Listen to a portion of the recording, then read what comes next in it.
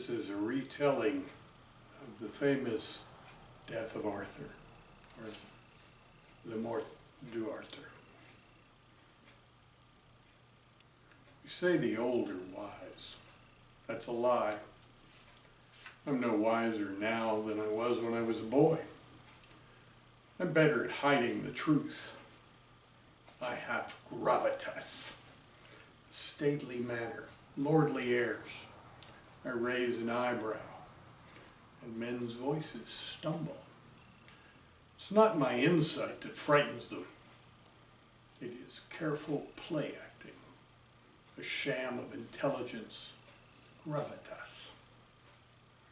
But I am a king. I earned my crown in battle. I survived. I was crowned. Other men may have led, older men. But in my youth, I inspired. Young leaders can be inspiring,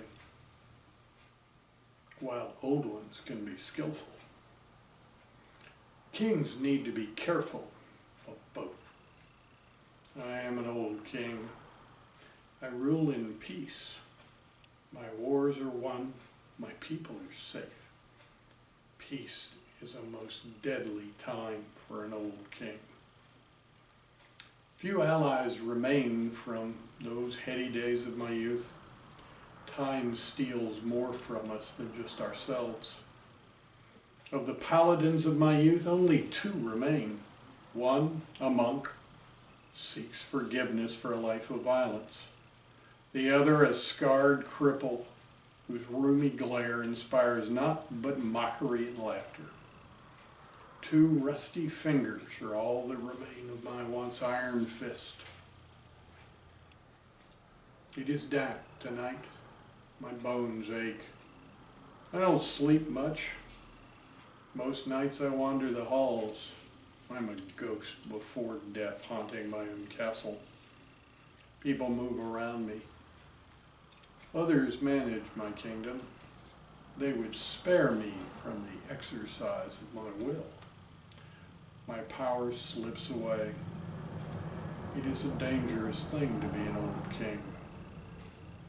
My lord, your counsel awaits, a voice calls to me. It's a dry, cavernous voice belonging to one of those fleas that surround me.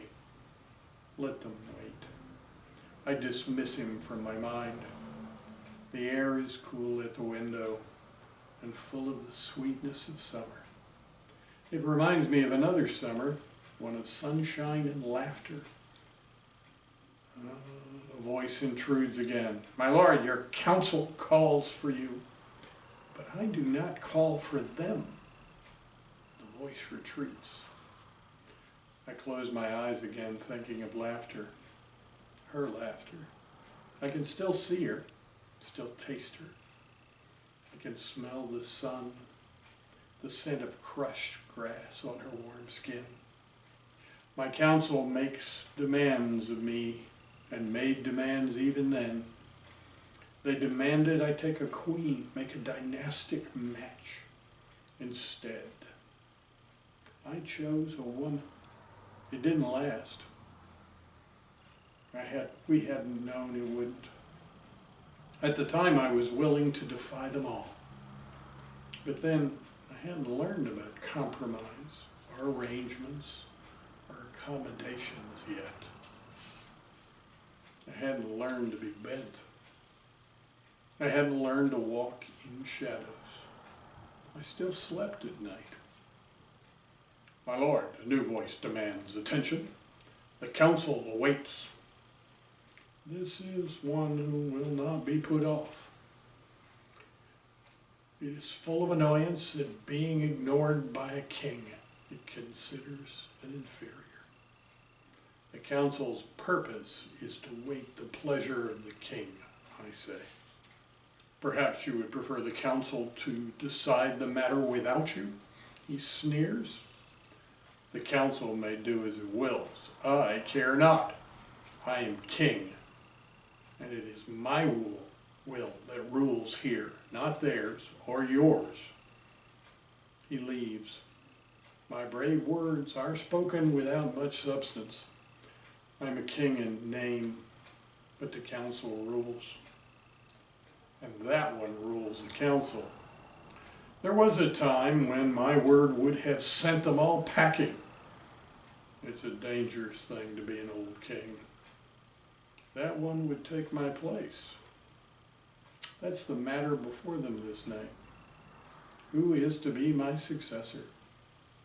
They would choose my son just as they chose my queen.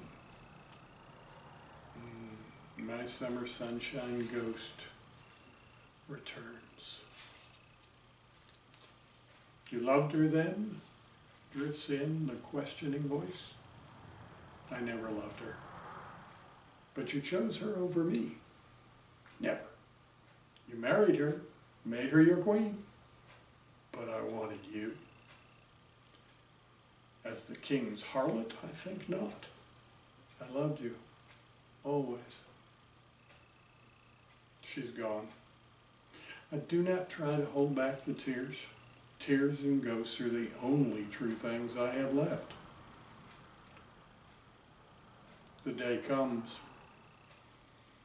It is the day I am to claim a son, declare an heir, and pass my rule to another. My council has chosen, and I have signed the order as required. The man stalks forward, strutting, savoring the victory, the moment of his ascendance. I stand at the foot of the dais. The sword of state is in my hand. The ritual's an old one. First he will kneel before me. I will raise him up and lead him to my high seat. Once there, I will present him with the sword of state, thus marking the passage of rule from me to him. All will be witnessed by these fools, his puppets. He comes. He does not look at me. He does not see my eyes. I play my part. Sword on my shoulder, I take his hand.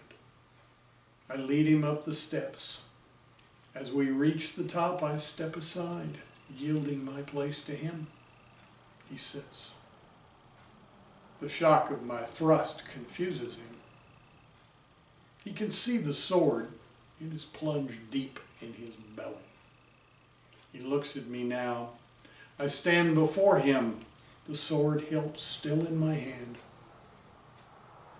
He sees my foot as I kick him backwards off my blade and off my throne.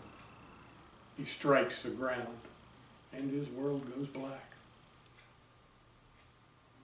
Legends say Arthur died on the day he willingly surrendered his kingdom to Mordred, his son.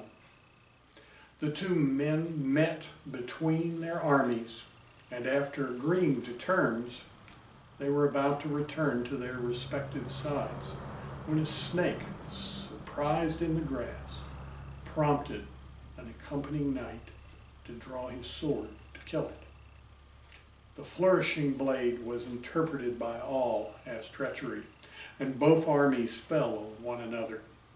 In the ensuing melee, both Arthur and Mordred died, supposedly each by the other's hand.